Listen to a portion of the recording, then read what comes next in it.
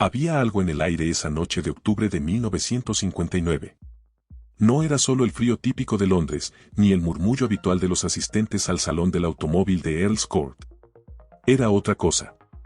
Era esa sensación extraña que aparece cuando algo está a punto de cambiar y nadie todavía lo sabe. Los reflectores iluminaban docenas de modelos nuevos. Había cromo por todas partes. Había promesas de modernidad, de velocidad, de lujo. Gran Bretaña seguía construyendo sus pequeñas cajas sensatas, sus autos modestos, funcionales, sin pretensiones. Y entonces Ford corrió la cortina. El público se detuvo. No era un auto enorme. No era un deportivo de alta cilindrada ni un símbolo de riqueza. Era pequeño. Era compacto. Pero tenía algo que ningún auto británico de su clase había tenido antes: actitud. Aletas traseras sutiles pero presentes. Faros delanteros con esa mirada alerta, casi desafiante. Y esa luneta trasera inclinada hacia adelante, esa ventana invertida que nadie había visto antes en un auto de familia. Que parecía un error de diseño hasta que la mirabas dos veces y te dabas cuenta de que era exactamente lo contrario. Ese auto era el Ford Anglia 105e. Y lo que parecía una apuesta arriesgada en un mercado conservador terminaría convirtiéndose en una de las historias más extraordinarias de la industria automotriz británica del siglo XX. Para entender por qué este auto importa, hay que entender el mundo en el que nació. En 1959, Gran Bretaña todavía estaba digiriendo la posguerra. La austeridad había dejado cicatrices. Los consumidores querían practicidad, no fantasía. Un auto tenía que ser confiable, económico, razonable.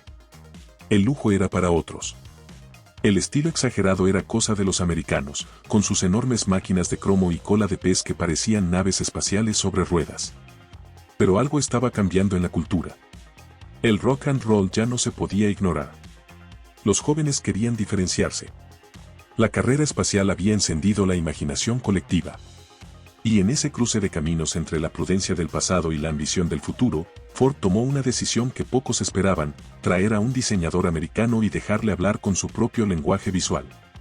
El resultado fue un auto que no pedía permiso. Que no se disculpaba por verse diferente. Que llegó al mercado con la confianza silenciosa de quien sabe que tiene algo que decir. Y el mercado, ese mercado supuestamente conservador, supuestamente resistente a todo lo que oliera a extravagancia, respondió de una manera que dejó a más de un analista sin palabras. Esto no es solo la historia de un automóvil. Es la historia de un momento. De una apuesta. De lo que ocurre cuando alguien se atreve a imaginar algo distinto en el lugar y el tiempo menos esperados. El Ford Anglia 105e no nació para ser leyenda. Pero la leyenda lo encontró de todas formas. Y esta es su historia. Detrás de cada auto icónico hay una mano que lo dibujó. Una visión que alguien tuvo antes de que existiera el metal, antes de que existiera el molde, antes de que existiera el ruido del motor en la línea de ensamblaje. En el caso del Ford Anglia 105e, esa mano pertenecía a un hombre que había llegado a Gran Bretaña cargando una derrota. Elwood Engel era diseñador en la sede de Ford en Michigan. Talentoso, ambicioso, con ideas que no siempre encajaban en los moldes que le pedían. Había participado en una competencia interna de diseño para un modelo importante en Estados Unidos. Perdió. Para muchas empresas, ese tipo de tropiezo significaba el principio del olvido. Ford hizo algo diferente. Lo enviaron al otro lado del Atlántico con un encargo tan simple como desafiante: diseña algo fresco. Algo que la gente no espere. Engel no llegó a Londres con la intención de hacer un auto inglés. Llegó con la intención de hacer un buen auto. Y esa diferencia lo cambió todo. No suavizó sus ideas para adaptarse al gusto local. No eliminó las aletas porque pudieran parecer demasiado americanas. No escondió la personalidad del diseño detrás de líneas seguras y formas anodinas. Lo que hizo fue algo más inteligente: tradujo. Tomó el lenguaje visual de los grandes autos americanos de esa época, esa confianza casi arrogante en la forma, esa voluntad de ocupar espacio visual aunque el auto fuera pequeño, y lo redujo a escala humana. Lo hizo accesible. Lo hizo británico sin quitarle el alma. Las aletas traseras del Anglia no son enormes como las del Cadillac de 1959. Pero están ahí. Discretas, precisas, suficientes para decir algo sin gritar. Los faros delanteros tienen esa expresión de alerta que en los autos americanos de la época se volvía casi agresiva. En el Anglia simplemente se ven despiertos. Listos. Como si el auto estuviera prestando atención. Y luego está la luneta. Esa ventana trasera inclinada en dirección contraria a lo convencional, que se convirtió en la firma visual del modelo. Cuando Engel la propuso, hubo resistencia. Era demasiado rara. Demasiado atrevida. No encajaba con lo que se esperaba de un auto familiar de precio moderado. Pero Engel no la propuso como capricho estético. La propuso como solución. En los autos pequeños, el espacio interior trasero era siempre el gran sacrificado. Al invertir el ángulo de la luneta, el techo podía extenderse hacia atrás sin alargar la carrocería. Los pasajeros traseros ganaban centímetros de altura. La visibilidad del conductor mejoraba. Y el flujo de aire sobre la carrocería se hacía más limpio. Era diseño de verdad. No decoración. No teatro. Diseño que resolvía problemas mientras creaba una identidad. Años después, Elwood Engel diseñaría el Lincoln Continental de 1961, considerado por muchos como uno de los automóviles más elegantes jamás construidos. Ese auto está en museos. Ese auto es estudiado en escuelas de diseño. Pero antes de llegar ahí, Engel demostró su talento en una pequeña isla al norte de Europa, con un auto familiar de menos de 1000 centímetros cúbicos, con un presupuesto moderado y en un mercado que no pedía sorpresas. El Ford Anglia 105e fue su primer gran argumento. Y fue suficiente. Un auto puede verse bien y no vender nada. La historia del automóvil está llena de diseños brillantes que murieron en el concesionario porque el precio era equivocado, porque el motor fallaba, porque llegaron en el momento equivocado. La belleza no garantiza el éxito. El éxito requiere algo más difícil de fabricar que una carrocería elegante. Requiere que la gente quiera comprarlo, que pueda comprarlo, y que cuando lo tenga en casa no se arrepienta. El Ford Anglia 105e lo logró en los 3 frentes. Y las cifras lo dijeron antes de que cualquier crítico pudiera dudarlo. En su primer año completo de producción, Ford fabricó más de 190.000 unidades. No era un número modesto. Era un récord. Las fábricas trabajaban sin pausa. La demanda no era un pico de curiosidad inicial que se desvanecía con los meses. Era sostenida. Real. Persistente. La gente no solo iba a verlo a los concesionarios. La gente lo compraba y lo recomendaba. Para 1967, cuando la producción del modelo 105e llegó a su fin, se habían fabricado más de 1 millón de unidades en todo el mundo. 1 millón. Para un auto que muchos analistas habían calificado de apuesta arriesgada en un mercado conservador, esa cifra era más que un éxito comercial. Era una declaración. Pero los números solos no explican por qué funcionó. Para entender eso hay que mirar debajo del cofre. Cuando Ford diseñó el motor que iría en el Anglia, no buscó simplemente cumplir con los requisitos mínimos de la categoría. Buscó construir algo que durara. Algo que pudiera evolucionar. El motor de 997 centímetros cúbicos con válvulas en cabeza que estrenó el 105e tenía una arquitectura de diseño avanzada para su época. Su configuración de cilindros sobredimensionados con carrera corta reducía la fricción interna. Permitía al motor girar a revoluciones más altas sin castigo mecánico excesivo y generaba una respuesta más viva al acelerador. 39 caballos de potencia no suenan a gran cosa hoy. Pero en 1959, en un auto de ese tamaño y ese precio, esa cifra combinada con esa arquitectura de motor significaba algo concreto: el auto respondía bien. No era una caja con ruedas que apenas sobrevivía al tráfico. Era ágil dentro de sus límites. Era confiable en el día a día. Era eficiente en el consumo de combustible en una época en que el precio de la gasolina importaba más que hoy. Y ese motor, conocido como el motor Kent, no murió con el Anglia. Siguió viviendo durante más de 4 décadas en otros modelos de Ford. El Cortina lo usó. El Escort lo usó. El Capri lo usó. Los autos de Fórmula Ford, esa categoría de monoplazas donde se han formado algunos de los mejores pilotos de la historia, corrieron durante generaciones con versiones derivadas de ese mismo bloque que debutó bajo el cofre del Anglia. Un auto familiar de precio moderado, diseñado para las calles mojadas de Gran Bretaña, terminó siendo el abuelo mecánico de campeones. Eso no ocurre por accidente. Ocurre cuando alguien construye algo con la intención honesta de hacerlo bien. Hay momentos en la historia del automóvil donde una sola decisión de ingeniería cambia la relación entre el conductor y su auto para siempre. No siempre es el motor más potente.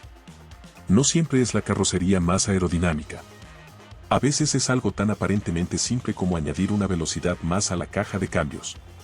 Antes del Anglia 105e, los Ford fabricados en Gran Bretaña usaban transmisiones de 3 velocidades. 3 marchas. Era lo habitual. Era lo suficiente, según el pensamiento de la época. Los autos eran lentos, las carreteras eran lentas, y nadie esperaba que conducir fuera una experiencia especialmente placentera. Era un medio de transporte. Punto. El Anglia llegó con 4 velocidades. Y esa diferencia, que en papel parece pequeña, transformó la experiencia de manejo de una manera que los conductores de la época notaron de inmediato. Con 3 marchas, la transición entre velocidades era brusca. El motor trabajaba en rangos de revoluciones incómodos. En carretera, el motor giraba demasiado alto y el ruido lo hacía saber. Con 4 marchas, todo se suavizó. La aceleración se volvió más progresiva. El crucero en autopista, esas nuevas autopistas que Gran Bretaña comenzaba a construir justo en esa época, se volvió más silencioso, más cómodo, menos agotador. El conductor sentía que tenía más control. No más potencia, sino más herramientas para usar la potencia que ya tenía. Y esa sensación, esa diferencia entre conducir un auto que te obedece y conducir uno que simplemente funciona, es lo que separa un auto ordinario de uno que la gente recuerda con afecto. Pero la historia del Anglia no termina en las calles. En 1962, 2 hermanos decidieron llevar un Anglia modificado a un circuito en Francia y hacer algo que nadie había intentado antes con un auto de esa categoría. Lo condujeron sin parar durante 7 días. 7 días completos, en turnos, a una velocidad promedio de más de 130 km por hora. Al final de esa prueba, el auto seguía funcionando. No hubo fallas mecánicas mayores. No hubo colapso del motor. Solo cambios de neumáticos y el ruido continuo de ese pequeño motor Kent girando y girando sin rendirse. En esa semana, rompieron 6 récords de resistencia. Para un auto familiar. Para un auto que costaba lo que costaba una televisión decente. Para un auto que supuestamente era solo práctico. El mundo del automovilismo prestó atención.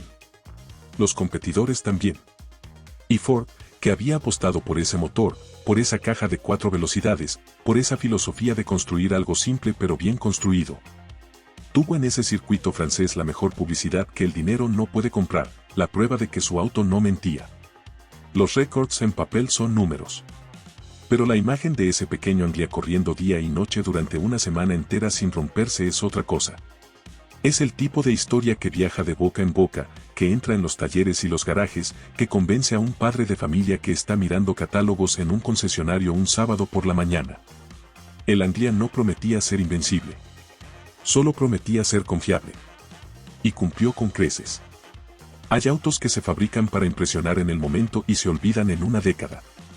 Hay autos que se fabrican para durar y terminan definiendo una época. El Ford Anglia 105e fue de los segundos. No porque alguien lo hubiera planeado así exactamente, sino porque reunió en el momento justo todas las condiciones para convertirse en algo más grande que la suma de sus partes. En 1962, Ford lanzó una versión mejorada del modelo, el Anglia Super. Con un motor más grande de 1198 centímetros cúbicos y una potencia casi 25% superior a la versión original. La velocidad máxima superaba los 130 km por hora. El interior recibió mejoras de confort. Los esquemas de pintura en 2 tonos añadieron un toque de elegancia accesible. De repente, el Anglia no solo era sensato. Era aspiracional dentro de su categoría. Era el auto que querías y no podías pagar más, pero tampoco querías conformarte con menos. La producción fue trasladándose progresivamente hacia la planta de Hollywood, una instalación moderna que representaba la nueva cara de la industria automotriz británica. Más automatización. Mejor control de calidad. Mayor eficiencia. El Anglia fue parte de esa transformación industrial, no solo como producto sino como símbolo de que Gran Bretaña podía competir en modernidad con cualquier otro país fabricante. Esa misma planta construiría después al Escort, el sucesor directo del Anglia. El linaje era claro. El camino estaba trazado. Y en ese camino, El 105E había sido el primer paso decisivo. Pero más allá de las cifras de producción, más allá de los récords de resistencia y los datos del motor, hay algo en el Ford Anglia que sobrevive a todo análisis técnico. Hay algo que no aparece en los catálogos ni en los informes de ingeniería. Es lo que los coleccionistas describen cuando hablan de él hoy, décadas después de que el último 105E salió de fábrica. Es lo que los que lo condujeron de jóvenes todavía sienten cuando ven uno en una exposición de autos clásicos. Identidad. El Anglia tenía identidad propia. En una época donde los autos pequeños tendían a parecerse entre sí, a competir en anonimato, a existir como objetos puramente funcionales sin carácter definido, el Anglia era reconocible a distancia. Esa luneta invertida. Esa expresión frontal. Esa silueta que no se confundía con ninguna otra. Lo veías y sabías lo que era. Y eso, en el mundo del automóvil de consumo masivo, es extraordinariamente difícil de lograr.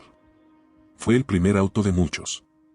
El primer auto propio, comprado con el primer sueldo real, conducido por primera vez en una carretera libre una mañana de domingo.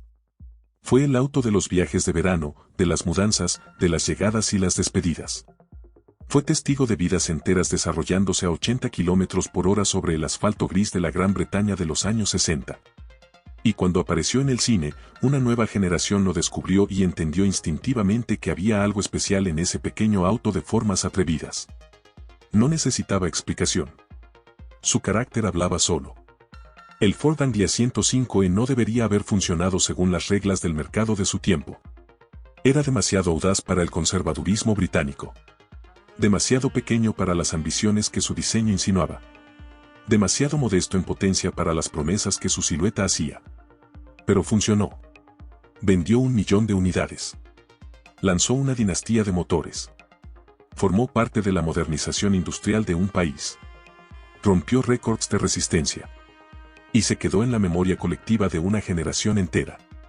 Porque al final, los autos que importan no son siempre los más rápidos ni los más poderosos. Son los que se atrevieron a tener carácter cuando nadie se lo pedía. Los que llegaron al mundo con una personalidad propia y la sostuvieron sin disculparse. El Anglia fue uno de esos autos. Y por eso, décadas después, todavía vale la pena contar su historia.